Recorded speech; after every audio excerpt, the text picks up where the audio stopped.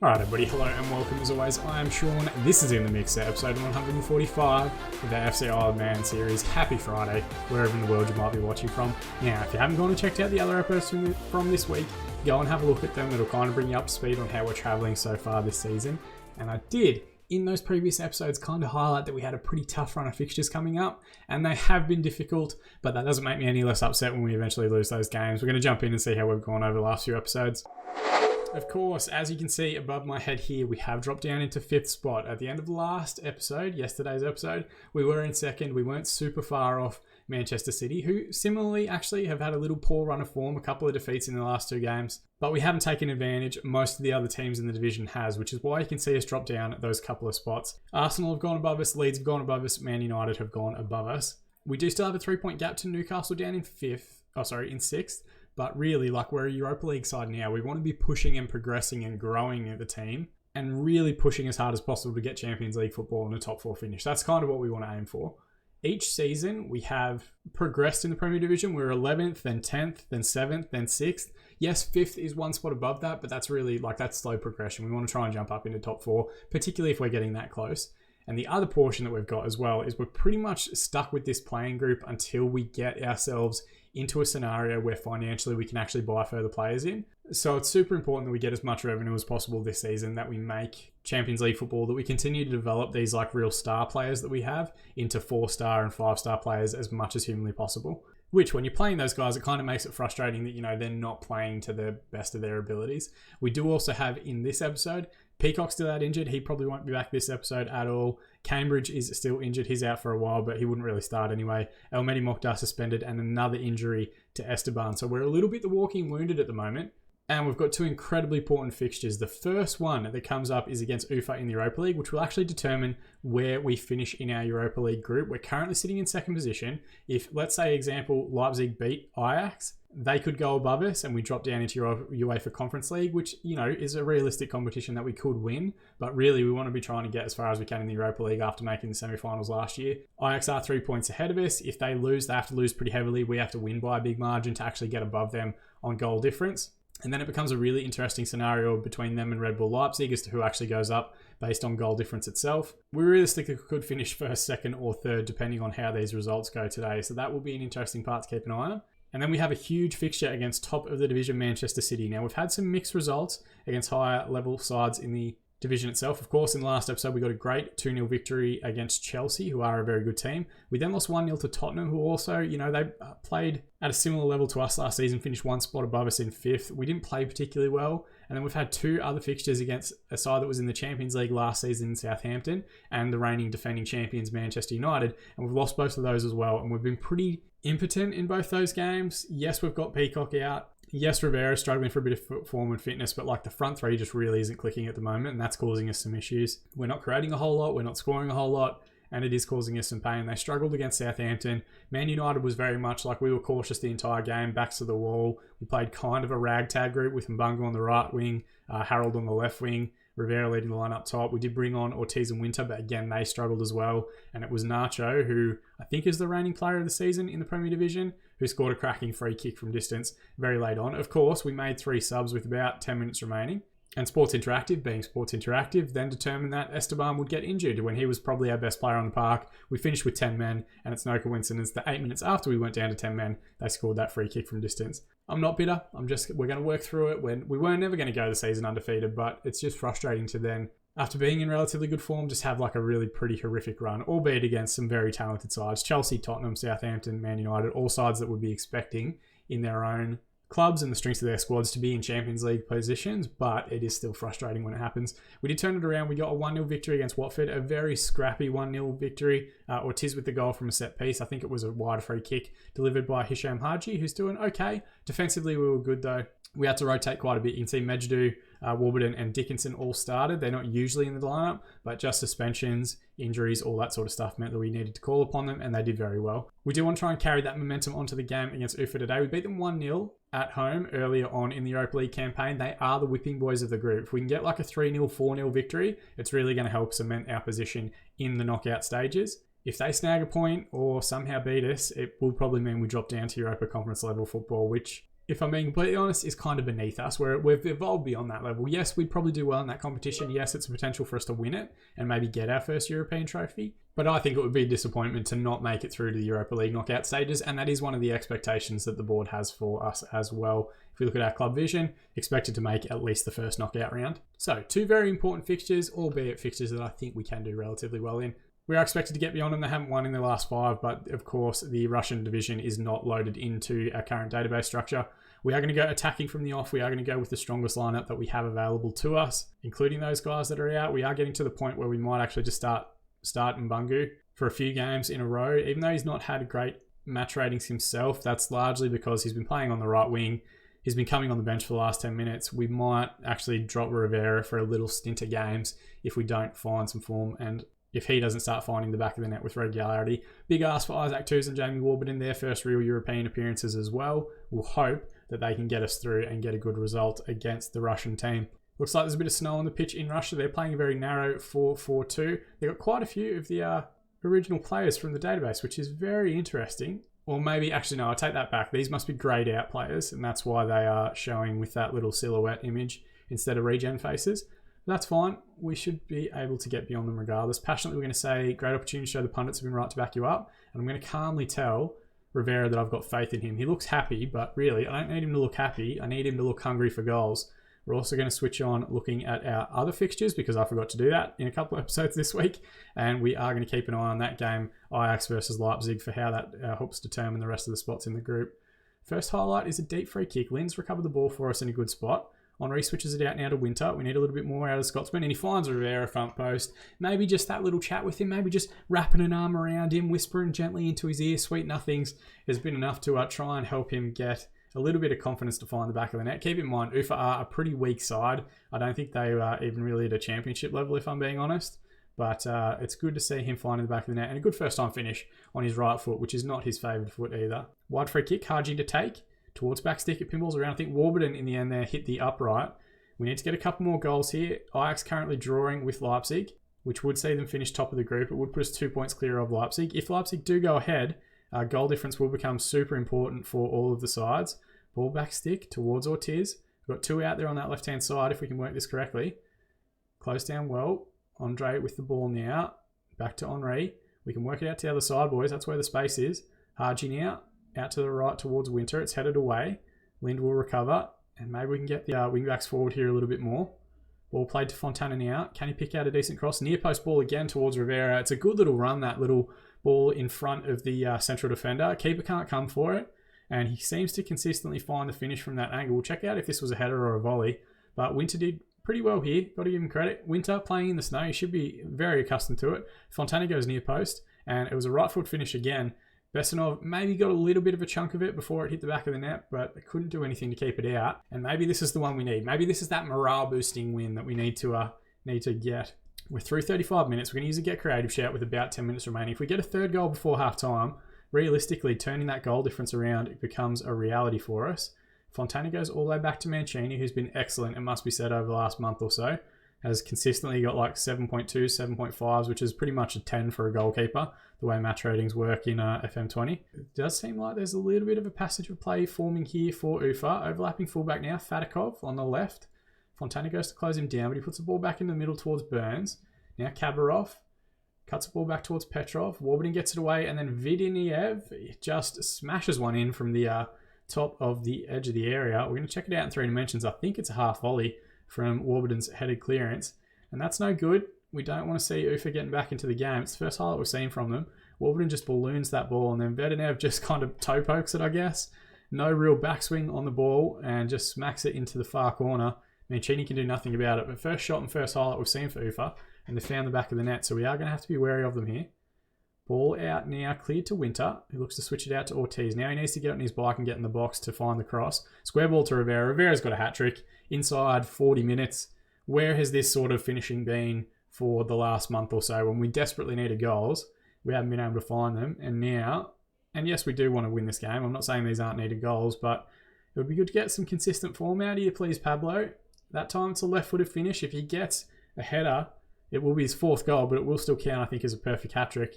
Left, right, and headed goals. Highlight here, 43 minutes played. It's a long ball forward from the goal kick. We don't press the ball particularly well. It looked like Jimmy Winter was out of position defensively, but we have recovered in midfield, and Ortiz has got 1v1 with their defence. He can turn away from a player and square it to Rivera. It's pinballing around. They do get it away as the highlight comes to an end. 2 minutes to be added on at the end of the first half, and we're through that now. So 3-1 at half time. UFA's 1 shot on target for their goal. They've only had 27% possession as well. 9 shots, 5 on target, 73% possession for us. And in the other game, it's currently 1-1 between Ajax and Leipzig, which as things stand, that would see us go through. Leipzig need to really push on and try and find a winner in that match. They did pull back a goal from Schmorenberg after 30 minutes. First highlight of the second half here. Ball with Ufa in midfield and ball over the top to Yakupov up top. It's cleared away by Carlos Andre as the highlight comes through, and they might be pushing a little bit further up the pitch. Carlos Andre now forward to Ortiz. Now Haji. Henri to Lind. Switched out towards Winter. What can he do? Wide areas 1v1. Gets a ball back post. It's actually gone. What's happened here? Is this going to be a free kick or is this going to be a penalty? It's hard to tell what's actually going on. Fadikov, I think the fullback is the one that they're going after. It might have been a late challenge. He has been sent off. 2-footed lunge. I felt like Winter still got the cross in the box, so I'm not sure how much contact there was with the player, but it does see them drop down to 10 men, which should be enough to see us get the result. Let's maybe have a look at condition here and see who we can change out. Haji, only on 78%. We'll give Lua Barbosa some time. We'll give him Bungu some time as well. Why not? Let him play up front. Rivera's already got the hat-trick. We don't have to worry too much. And I might bring on Harold as well for Ortiz as he continues his development on that left-hand side. Always risky to do 3 subs, but they're down to 10. Worst case scenario, we go down to 10 as well. We'll also use Old Faithful, get creative shout. Oh, things have changed. All right, Leipzig have taken a lead in their match against Ajax, which would see Leipzig finish top of the group and us finish second. Ajax dropping into the Conference League. Someone's gone down here in the box. If we get a couple more goals here, we may potentially be able to get above Leipzig on goal difference. I think they're currently 3 goals ahead of us, so we need to score at least 6 on the day. And as the referee takes all the time in the world, it's you've got to ask yourself, Sports Interactive, does this make our video game better? Watching a little dot run over to a VAR screen, and no, it doesn't. He's going to give the penalty, so just do that a little bit quicker. And it is going to be, I think that's Henri with the opportunity to add to our tally and potentially try and drag Leipzig back a bit. It's a good finish. Low and hard to the right-hand side of the keeper. No mistake from him. And his first goal of the year. Doesn't really score that many from the deep midfield position that he plays, but good to see him chipping in here, there. And it's an excellent penalty, to be fair. Keeper had absolutely no chance at that one. And what does that do to goal difference? We're 2 goals behind Leipzig as things currently stand. We would be ahead of Ajax on goals, our head-to-head record, having beaten them and lost to them once as well. There's 10 minutes remaining. We're going to use demand more shout. We really, it'd be a miracle if we score now 3 goals. So Leipzig have scored again. I don't think we're going to catch them. What does that do to the league table? A 4-1 victory. Rivera with the hat-trick. Henri from the penalty spot. 18 shots, 10 on target, 70% of the ball for us. A good away performance in the Europa League. Very pleased with the result in your performance. We just want to keep morale up as much as possible. Now, what does that do to the division itself and the rest of the group? So Leipzig in the end 3-1 winners. Moitis and Fur, who did the damage against us, getting the goals. We qualify for the first knockout round for a second place finish, and Ajax actually drop in. Even though they've got a better goal difference than us, and even though they've got 11 points as well, I think we have a better head-to-head record than they do. No, we don't.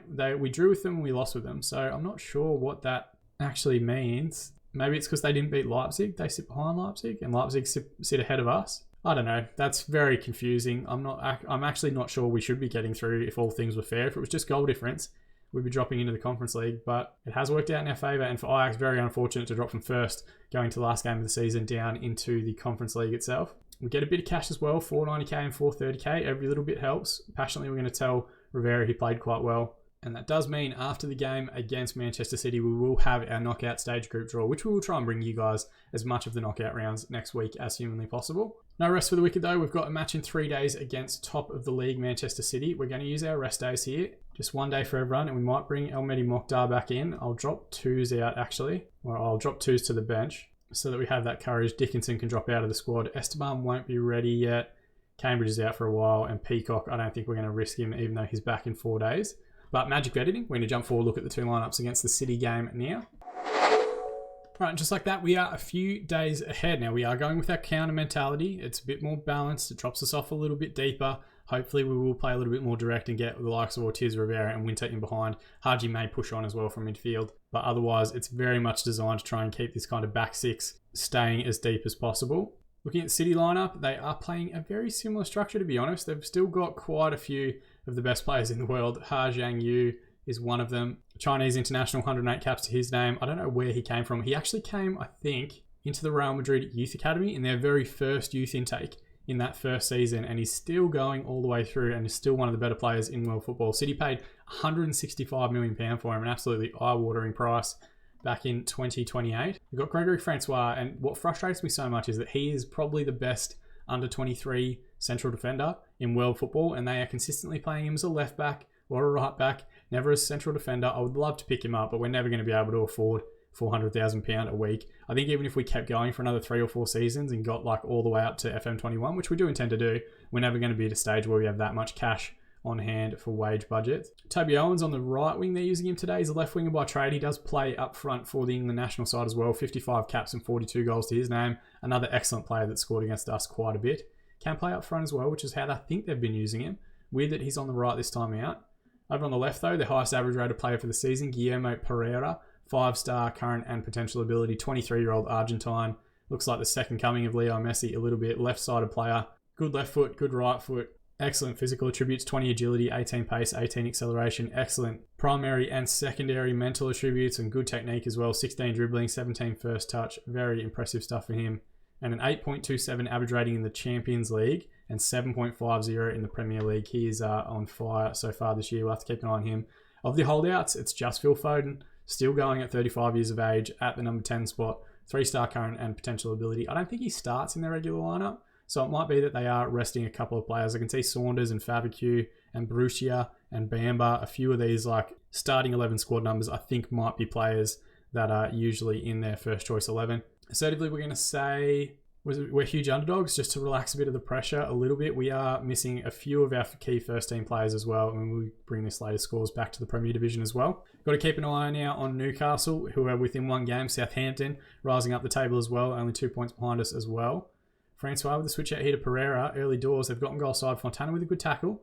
Sends him backwards. Just stand him up, boys. Backstick ball towards Owens. He's clipped the crossbar and then Warburton scrambles it away. We do have, and I don't know if this actually matters, 2 left-footed centre-backs playing on the left and right side respectively. We'll see if that alters anything as we see them trying to get on the ball. Mancini does well to come out and claim the corner as well. But early doors, City already finding space in behind. Deep free kick here. We need to make sure the line's up to date. Flassart sends Varcha into the space in behind. The line was poor, and thankfully Varcha's finish smashes it against the upright, out for the goal kick. We are tempting fate a little bit here with the amount of space that we're giving them in behind. We might drop the line at half time if we need to. But as we get to the half an hour mark, we might be about to have our first highlight here. Throw in to Fontana. Lind, back to him again. What can we do from the wide area? Backstick ball towards Ortiz, who gets the header in. He's clipped the crossbar himself. And then Flassart gets the ball away. Flassart, one of the players that's been talking quite a bit about Neil Peacock in the build-up. Or not in the build-up, but throughout the course of the season about him going to Man City. He, of course, misses the game today through injury, but I'd love to fucking beat him. And at half-time, 7 shots, 2 on target, 32% possession for Man City. For us, 4 shots, 1 on target, 68%. Not too worried about the percents, or the percentage of possession. That's good for us. We want to try and keep the ball away from them when we can. Assertively, we're going to say, no, a lot of you have been keen to avenge what happened last time, and let's also do what we did last time. Calmly, let's tell Rivera that there's a lot more to come from him. Again, he's struggling, and he's not having the best season, to be completely honest. I don't think he's coping with the speculation about him moving in the press as much as some of the other players have. Ball now, first highlight of the second half with Ortiz. Oh no, sorry, not with Ortiz, with Francois for Man City. It was Ortiz applying the press. Now out to Toby Owens. Jolson joins in from midfield. They're going to start pushing more midfielders forward, and Pereira has found the finish. It felt, look, I'm going to be honest, they've had a couple of good chances in the first half, and Pereira adds his 12th goal of the season already. It said someone there missed their interception, and they've been made to pay for it. Jolson just hangs it over the top. Maybe Carlos Andre could have got to the ball a little bit better. It's a good run, and to be fair, it is a good finish. First time on his left foot, puts it back across the keeper into the far corner. You can see Mancini, just as he was changing his positioning, not able to get back across to the ball. Warburton's just given it straight back to them, and this puts us in an interesting scenario. If they get another highlight here, maybe we look to make our subs a couple of minutes early and roll the dice a little bit for the remaining 35 minutes. Vasha flicks it on. Mokhtar will recover possession and play it back to Mancini. What can the keeper do looking forward? Mokhtar across now to Warburton. Don't just launch it forward. Gives it to Lind. That's good. That's what we want to see. Now he launches it forward and gives effectively the possession straight back to City, increasing our pressure. Mokhtar misses a header. Vasher gets goal side, and we do manage to work it. Henri from about 20 yards out has put it out for a corner. Maybe could have found the touchline with a little bit more composure. Foden's going to take the resulting corner. Has he worn the number 47 the entire time? Because he really should have at some point been upgraded to like a starting 11 number if he's been playing for the club all the way through, which he has been. We give away the corner. He's going to get another bite of the cherry here. Puts it back across. Mancini does well, comes out, saves and holds. And 58 minutes gone, we might make our subs just a little bit earlier. I'm going to hit pause. We're going to take off Carlos Andre, who's really struggling. Medjidou will come on for him. Haji also not having a great game. We might bring on Barbosa and also move him to an attacking midfielder. And you know what? Let's go positive. Let's be a little bit more aggressive. Rivera still not having a good game. I can't seem to get the best out of him at the moment. Assertively will say I've got faith in you. I'm not going to fall into the trap of making 3 subs with half an hour remaining, because I know as soon as we do that, we'll go down to 10 men and they'll end up scoring 5. But Francois with a throw-in, finds Owens, back to Pages. Now they've sent Francois on the overlap. Getting into the box now, cut back to Vasher. It's an excellent finish, it must be said. 11th goal of the season for him. And he has absolutely blasted that one in from what I think by the time it crosses the line and goes in the back of the net, about 35 yards. It's a good overlapping run from Francois. He's a centre-back by trade, but you wouldn't be able to tell. And Vasher just absolutely thunders that one into the far corner. It's low, it's hard. It's in... I can't blame Mancini. And to be honest, the defensive line wasn't that horrible either. Just moving across to the ball. Maybe Warburton could have been a bit tighter to him, but it wasn't on his side. There's a highlight here immediately as well. Ball with Mancini. Across to Mokhtar. Work it out to the left-hand side, please. Now go to the left back. Go to the left back. He's wide open. Instead, we go back into Warburton, who just consistently gives the ball away at the moment. Ball into Winter, and he goes to strike from distance. Our first real highlight and shot in anger in the game. I think the keeper had it covered, but at least we've done something. All right, we've done something. 10 minutes remain. We're 2-0 down. We might as well go attacking for the last 10 minutes. Let's just see what happens. Who else has been struggling? Winter hasn't had a great game. Rivera's been poor again. We might be getting to that stage where I know he just scored a hat-trick, but maybe we give Rivera a bit of spell on the sidelines or leave him out of the squad entirely. Highlight is going to start here with City as soon as we've made that sub. And they're 2v1 immediately on this left-hand side. Pereira scored the opening goal. Gets into the box. Fontana just needs to stand him up. Instead, he clears him out. And potentially, City are going to absolutely turn us apart here and get a 3-0 victory. Who's going to take this one? It looks like Zhang Yu will take the resulting penalty. Left-sided player. Sends Mancini the wrong way as he goes straight down the middle. And it's 3-0 to the current league leaders. And it's hard to say that they haven't deserved it. They've been well and truly on top of us for the majority of this game. I just don't know what happens session to session and day to day. We have some really good performances, some really poor ones. Just when I think we're like figuring out how we're going to play against the top 6 sides, we go and get pasted like this. Like, you know, we didn't do... Pereira's got the ball here again, and thankfully Mancini with an excellent save, bailing everybody out. And I know we've got first-team players out, but like we beat Chelsea with a similar tactic, a similar structure, seemed to be working well against top 6 sides. We did well against Manchester United. We're very unlucky to go down by a single goal, but it just doesn't want to seem to work against Man City. 4 minutes of additional time to be added on. We're through the majority of that now as the referee calls full time. It's a disappointing 3-0 defeat. 19 shots, 11 on target, 38% possession for City.